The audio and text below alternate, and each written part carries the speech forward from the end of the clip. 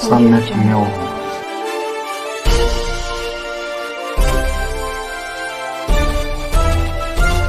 Sammetnio. NEET 2023 मध्ये महाराष्ट्राचा महाब्रँड IIBचा महानिकाल 720 पैकी 705 गुण घेणारे 3 विद्यार्थी, फिजिक्स मध्ये 6, केमिस्ट्री मध्ये 2, बायोलॉजी मध्ये 6 विद्यार्थ्यांना पैकीच्या पैकी गुण. अभिमान IIB. Phoenix multispeciality hospital and critical care centre, Shivajinagar, Nanded. जय भीम. मी हंसिनी. सम्यक न्यूज लाईव्हच्या विशेष बातमीपत्रात आपलं स्वागत आहे. ठळक बातम्या पुढील प्रमाणे. नांदेड आणि हिंगोलीकरांना माझा नमस्कार.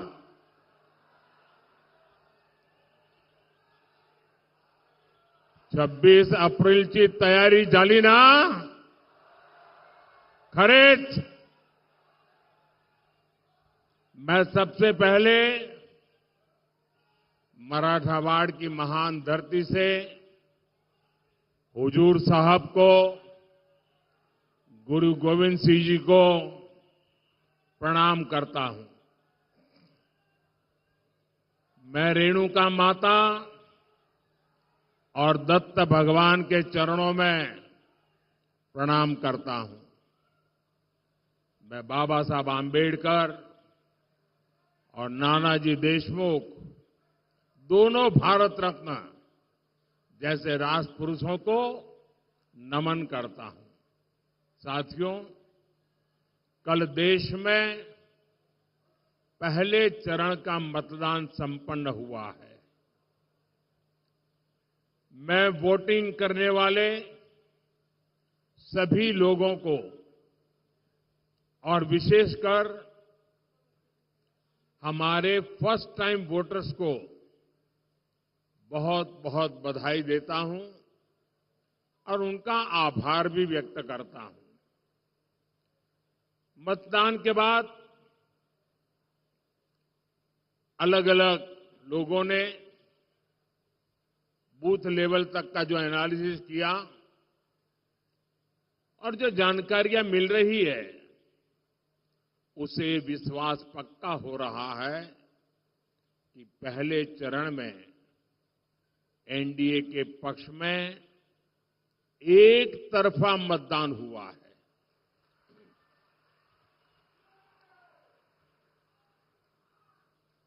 लेकिन मैं देशवासियों से आग्रह करूंगा, एनडीए की जीत आप पक्की कर रहे हैं, मैं सर झुकाकर आपका आभार व्यक्त करता हूं. लेकिन जो लोग मतदान नहीं करे रहे पहले चरण में, लोकतंत्र की ये सबसे बड़ी ताकत होता है. आप किसी को भी वोट दें, लेकिन वोट जरूर दें. हमें वोट में कभी भी उदासीनता नहीं करनी चाहिए. और ये बात सही है, गर्मी बहुत है, दिक्कतें भी हैं, शादियां भी हैं, कुछ इलाके हैं जहां किसान भी काम में हैं. फिर भी जब हम देश के जवान की तरफ देखते हैं, कोई भी मौसम हो, सीमा पर कितनी ठंड हो, बर्फ गिरती हो, कितना ही गर्मी हो, वो डटा रहता है. क्यों? देश के लिए. मैं मानता हूं मतदाताओं के मन में भी ये भाव होना चाहिए कि मैं मतदान किसी पर उपकार नहीं करता हूं. मैं मतदान करके मेरे देश का भविष्य पक्का करता हूं. मेरे देश के भविष्य को सुनिश्चित करने के लिए मतदान करता हूं. और इसलिए एनडीए के भव्य विजय की पहले चरण में साफ साफ आपका सहयोग के बावजूद भी लोकतंत्र के लिए मैं फिर आग्रह करूंगा कि भारी मतदान होना चाहिए. और मैं राजनीतिक क्षेत्र के सभी दल के कार्यकर्ताओं को कहूंगा, भले आपको लगता हो आज कि भाई अब चुनाव हारने वाले क्यों मेहनत करें, मैं उनको भी कहता हूं, लोकतंत्र के लिए मेहनत कीजिए। अरे आज नहीं तो कल, कल नहीं तो परसों, परसों नहीं तो नरसों, अरे कभी तो मौका आएगा। ऐसे निराश हो गए क्या बैठ गए हो?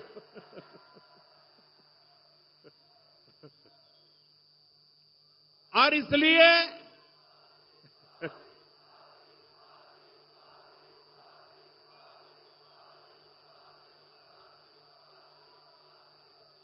इसलिए जिनकी हार सुनिश्चित है उनके कार्यकर्ताओं को भी मैं हौसला बुलंद करते हुए कहना चाहता हूं कि आप मतदाताओं को जरूर मतदान करने के लिए प्रेरित कीजिए, क्योंकि दुनिया के लोगों को, दुनिया में वोटिंग परसेंटेज बहुत कम होता है। भारत में जब इतना सारा वोटिंग परसेंटेज होता है, उसका विश्व पे प्रभाव होता है। भारत की लोकतंत्र की ताकत का एक मजबूत उदाहरण बनता है। दुनिया को भी भारत को समझने के लिए अधिकतम वोटिंग बहुत जरूरी होता है। और आने वाले 25 साल तो विश्व में भारत के महात्म्य के वर्ष है, और इसलिए अधिक मतदान हमारी लोकतांत्रिक ताकत का परिचय देता है। साथियों, वोटर भी देख रहे हैं कि कैसे इंडी अलायंस के लोग अपने स्वार्थ में, अपने भ्रष्टाचार को बचाने के लिए एक साथ आए हैं। और इसलिए खबरें यही है कि पहले चरण में वोटर्स ने इंडी अलायंस को पूरी तरह नकार दिया है, क्योंकि मतदाता जब मतदान करने जाता है सोचता है भाई ये इंडी अलायंस वालों आखिर देश किसके हाथ में सौंपना है, कोई तो चेहरा बताओ, इतना बड़ा देश हम किसको सुपुर्द करें, कुछ तो बताओ। वो बता ही नहीं पा रहे हैं।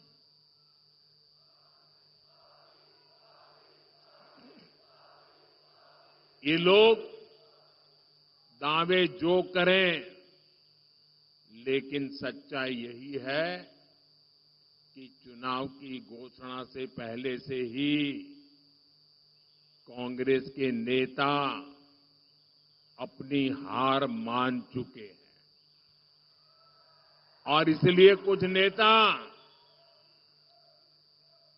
जो लगातार लोकसभा में जीत करके आते थे, इस बार आपने देखा है वो लोकसभा का चुनाव छोड़ करके राज्यसभा के रास्ते से अंदर जाके बैठ गए हैं। चुनाव लड़ने की हिम्मत नहीं रही है जी। हालात ये है कि इंडिया अलायंस वालों को इस चुनाव में लड़ने के लिए उम्मीदवार तक नहीं मिल रहे हैं। ज्यादातर सीटों पर इनके नेता प्रचार ही नहीं करने जा रहे हैं। और आप जानकर के हैरान हो जाएंगे, इस देश की करीब 25% सीटें ऐसी हैं, 25%, जहां ये इंडी अलायंस के लोग अंदर अंदर एक दूसरे के खिलाफ चुनाव लड़ रहे हैं। अब वो किस प्रकार की बातें करते हैं जी, कोई कल्पना कर सकता है। चलो भाई एक आध दो में गड़बड़ हो जाए वो तो समझ सकते हैं। 25% सीटें ऐसी है इस देश के लोकसभा की जिसमें ये जो अपने आप का गठबंधन का क्लेम करते हैं वो आपस में चुनाव लड़ रहे हैं, आपस में एक दूसरे को जेल में डालने की बातें कर रहे हैं, आपस में एक दूसरे पर आरोप लगा रहे हैं। क्या ऐसे लोगों पे भरोसा कर सकते हैं? क्या ऐसे लोगों पे भरोसा कर सकते हैं? जो अंदर अंदर भरोसा नहीं कर सकते हैं उस पर आप भरोसा कर सकते हैं क्या? देश भरोसा कर सकता है? जो आज साथ होने के बाद भी 25% सीटों पर लड़ते हैं, तो अगर उनको थोड़ी सीटें पार्लियामेंट में मिल गई तो अंदर भी वो तूफान करेंगे। और इसलिए इस चुनाव में इनको सबक सिखाना बहुत जरूरी है भाई। और देखिए, कांग्रेस के जो शाहजादे हैं उन्हें भी वायनाड में संकट दिख रहा है। शाहजादे और उनकी टोली 26 अप्रैल को वायनाड में वोटिंग का इंतजार कर रही है। जैसे ही 26 को वायनाड में वोटिंग पूरा हो जाएगा, ये शाहजादे के लिए एक और सुरक्षित सीट घोषित कर देंगे और कहीं और से फिर से लड़ाना पड़ेगा उनको, क्योंकि उनके अलायंस के साथी भी एक दूसरे को गालियां दे रहे हैं। कल आपने उनके एक साथी केरल के मुख्यमंत्री ने जो शाहजादे को सुनाई है, मैं भी कभी ऐसी भाषा नहीं बोलता हूं, ऐसी भाषा बोली है उन्होंने साथी को। ये हाल है उनका। अब जैसे इन्होंने अमेठी से भागना पड़ा, अमेठी छोड़ा, अब मान के चलिए वो वायनाड भी छोड़ेंगे।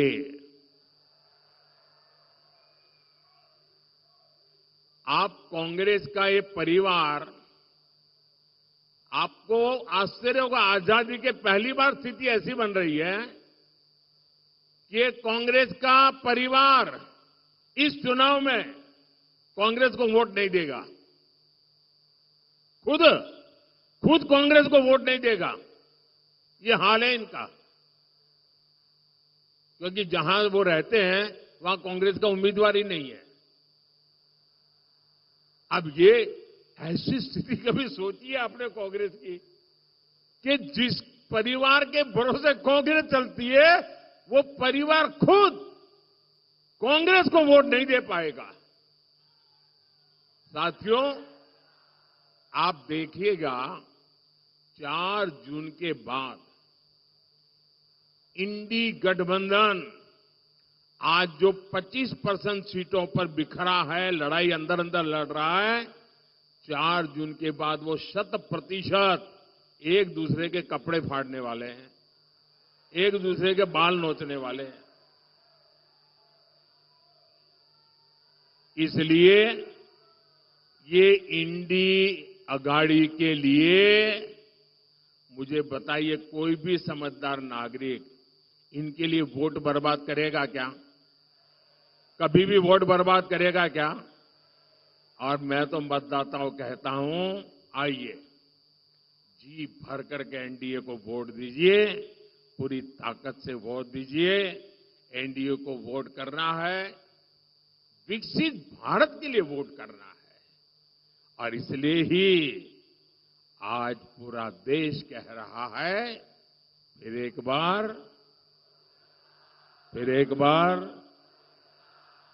बार साथियों,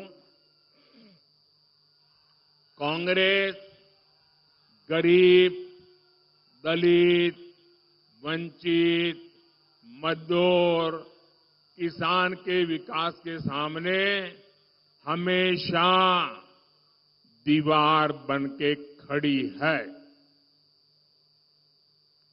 आज भी एनडीए सरकार गरीब के लिए कोई काम करती है तो कांग्रेस उसका मजाक उड़ाती है। आजादी के 6 दशकों बाद पहली बार हमने करोड़ों गरीब महिलाओं को शौचालय देने का अभियान शुरू किया। तब कांग्रेस और इंडिया अगाड़ी वाले लोग उसका मजाक उड़ाते थे। मैंने 50 करोड़ से ज्यादा गरीबों के पहली बार बैंक खाते खुलवाए। तब ये लोग कहते थे कि गरीब बैंक खाते को क्या करेगा। हम देश में डिजिटल इंडिया और यूपीआई जैसी टेक्नोलॉजी लेकर आए। तब कांग्रेस सरकार के एक बड़े मंत्री रहे हुए व्यक्ति कहते थे कि डिजिटल लेन देन अनपढ़ गरीबों के बस की बात नहीं है।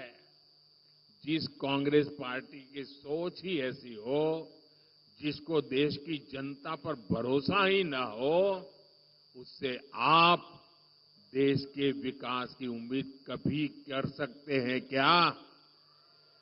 उन पर भरोसा कर सकते हैं क्या? ये लोग महाराष्ट्र और मराठवाड़ा की समस्याओं का कभी भी समाधान कर सकते हैं क्या? आपकी समस्याओं का समाधान कर सकते हैं क्या? साथियों, कांग्रेस ने दशकों तक महाराष्ट्र और खासकर विदर्भ और मराठवाड़ के विकास का दम घोंटने वाला का काम किया है। इस क्षेत्र में सूखे की स्थिति, पानी का संकट एक दिन में पैदा नहीं हुआ है। कांग्रेस के रवैये के कारण यहां किसान गरीब होते गए, जहां उद्योगों से जुड़ी संभावनाएं सूखती चली गई, मराठवाड़ के लाखों युवाओं को पलायन करना पड़ा। आपको इस स्थिति से निकालने के लिए एनडीए सरकार प्रतिबद्ध है। यहां एकनाथ शिंदे जी, देवेंद्र फडणवीस जी और अजीत पवार जी मिलकर किसानों के हित में काम कर रहे हैं। और अब तो इस क्षेत्र में और खुशी की बात है, अशोक जी भी हमारे साथ आ गए हैं। और मुझे याद है, मैं जब राजनीति में भी नहीं था और कभी मुझे लगता भी नहीं था मैं राजनीति में जाऊंगा, उस समय पुट्टपट्टी में साईं बाबा ने मुझे उनके पिताजी से परिचय करवाया। साईं बाबा का मुझ पर बहुत प्रेम रहता था और मैं उनके पिताजी के साथ लंबे वहां समय था तो काफी देर बैठा।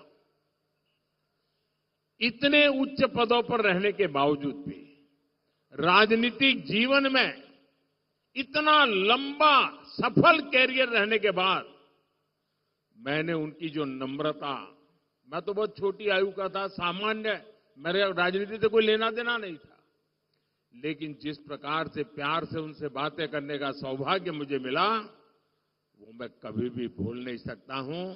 मैं हमेशा उनके व्यवहार में से आज भी कुछ न कुछ सीखने की कोशिश करता हूं और उनका पूरा परिवार आज हमारे साथ है। अब नांदेड़ के 80% से ज्यादा घरों में नल से जल आने लगा है।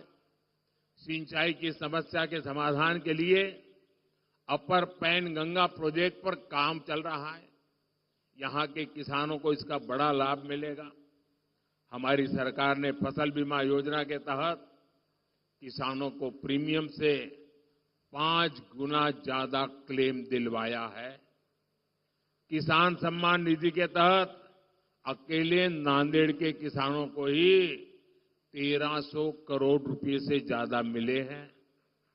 इस क्षेत्र में तो ज्वार, बाजरा बहुत होता है। हमारी सरकार ने इस मोटे अनाज को पूरे देश में एक पहचान दी है। उसके लिए पहचान दी है श्री अन्न। चाहे ज्वार हो, बाजरा हो, वो श्री अन्न के साथ पहचाने जाए। और जब से ये काम शुरू किया है, दुनिया भर में लोगों का ध्यान हमारे श्री अन्न पर गया है, सुपर फूड के रूप में गया है और न्यूट्रिशन की दृष्टि से बहुत बड़ा ताकतवर संदेश गया है। और इसका भी बड़ा लाभ नांदेड़ के किसानों को मिलना तय है। साथियों, कांग्रेस के दिए हर जख्म का इलाज करना ये मोदी की गारंटी है। इस क्षेत्र को शक्तिपीठ एक्सप्रेस वे और समृद्धि महामार्ग जैसे वर्ल्ड क्लास रोड्स मिली है। लातूर की रेल कोच फैक्ट्री का लोकार्पण करने का सौभाग्य मुझे ही मिला था। उड़ान योजना के तहत नांदेड़ एयरपोर्ट को भी फिर से शुरू कर दिया गया है। पीएम आवास योजना के तहत यहां हजारों गरीबों को पक्के घर भी मिले हैं। आयुष्मान योजना के जरिए 3 लाख से ज्यादा लोगों को मुफ्त इलाज की सुविधा मिली है। लेकिन इन 10 वर्षों में जो काम हुआ है वो तो अभी ट्रेलर है। अभी तो हमारा बहुत समय कांग्रेस के गड्ढों को भरने में गया है। अगले 5 वर्षों में हमें मराठवाड़ और महाराष्ट्र को बहुत आगे लेकर जाना है। साथियों, नांदेड़ की ये धरती सिख गुरुओं के चरणों से पवित्र हुई है। खालसा पंथ की गुरु परंपरा और गुरु गोविंद सिंह जी की सीख हमेशा हमारी सरकार के लिए प्रेरणा रही है। बीते 10 वर्षों में हमने सर्वदा भला के रास्ते को मानकर लोक कल्याण के लिए काम किया है। हमारी सरकार को गुरु नानक देव जी का 550वां प्रकाशोत्सव मनाने का, गुरु तेग बहादुर जी का 400वां प्रकाश पर्व मनाने का, गुरु गोविंद सिंह जी का 350वां प्रकाश पर्व मनाने का सौभाग्य मिला।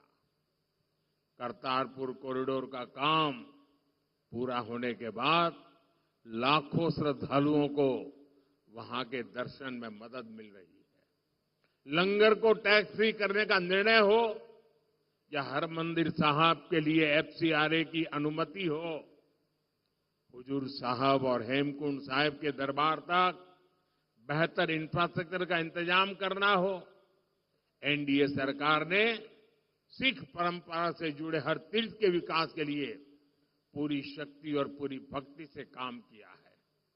यह हमारी ही सरकार है जो अफगानिस्तान से वहां जब संकट आया, निर्दोष लोगों की हत्याएं होने लगी, हमारे धर्म स्थानों पर हमले होने लगे, तब अफगानिस्तान से गुरु ग्रंथ साहब के पवित्र स्वरूप को पूरी सुरक्षा और मान मर्यादा के साथ हम अफगानिस्तान से भारत ले आए। ये हमारी ही सरकार है जो बंटवारे के पीड़ितों के लिए सीएए लेकर आई। सीएए ना होता तो हमारे सिख भाई बहनों का क्या हुआ होता? जो अफगानिस्तान से आए हैं उनका क्या गुनाह है? लेकिन कांग्रेस इसका भी विरोध कर रही है। ऐसा लगता है 84 का बदला कांग्रेस सिखों से अब तक ले रही है। साथियों, हमारी सरकार जो कहती है वो करके दिखाती है। मोदी की गारंटी यानी गारंटी पूरे होने की गारंटी। मोदी ने गारंटी दी थी कश्मीर को आर्टिकल 370 से मुक्ति मिलेगी। आर्टिकल 370 आज इतिहास बन चुका है। मोदी ने गारंटी दी थी 3 तलाक खत्म होगा। आज मुस्लिम बहनों को 3 तलाक से मुक्ति मिल चुकी है। मोदी ने गारंटी दी थी देश की अर्थव्यवस्था को गड्ढे से निकालेंगे। आज भारत दुनिया की 5वीं सबसे बड़ी अर्थव्यवस्था है। अब मोदी की गारंटी है भारत दुनिया की 3री सबसे बड़ी अर्थव्यवस्था बनेगा। और आप सब देख रहे हैं आज अयोध्या में रामलला का भव्य मंदिर बनकर तैयार है। लेकिन ये इंडी अघाड़ी वाले क्या कर रहे हैं?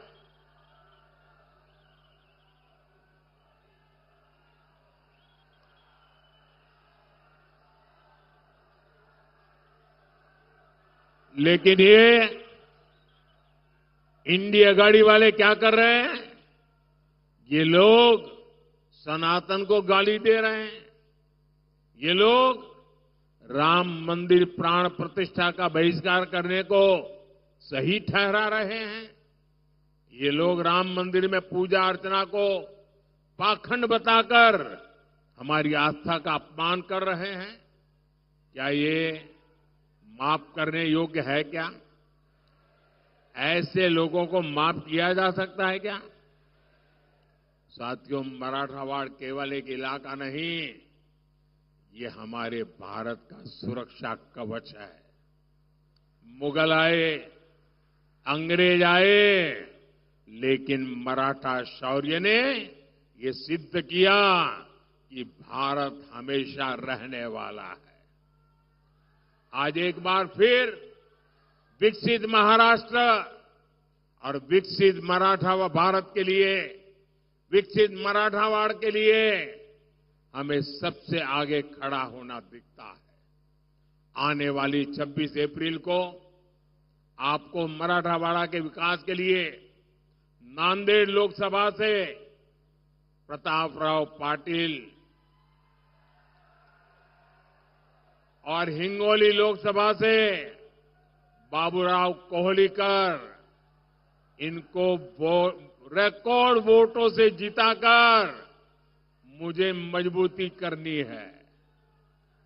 ये दोनों उम्मीदवार आपके सांसद बनकर संसद में मोदी को ताकत देंगे और इसके लिए आपको कुछ काम करना है, करेंगे। आपको कुछ काम करना है, करेंगे। एक, आपके बूथ में मतदान के पुराने सारे रिकॉर्ड टूटने चाहिए। ज्यादा से ज्यादा मतदान करना है, करेंगे। बूथ में ज्यादा से ज्यादा मतदान पक्का करेंगे। दूसरा, हमें पोलिंग बूथ जीतना है। पोलिंग बूथ जीतेंगे, पोलिंग बूथ जीतेंगे, हर पोलिंग बूथ जीतेंगे। सभी मतदाताओं से मेरा आग्रह है, हर पोलिंग बूथ जीतना है। अच्छा, मेरा एक और काम करना है, करेंगे? करेंगे। देखिए, महाराष्ट्र के घर घर जाना और हर परिवार में जाकर के मोदी का प्रणाम पहुंचाना। मेरे प्रणाम पहुंचाएंगे, हर घर में पहुंचाएंगे। बोलिए भारत माता की, भारत माता की, भारत माता की। बहुत बहुत धन्यवाद।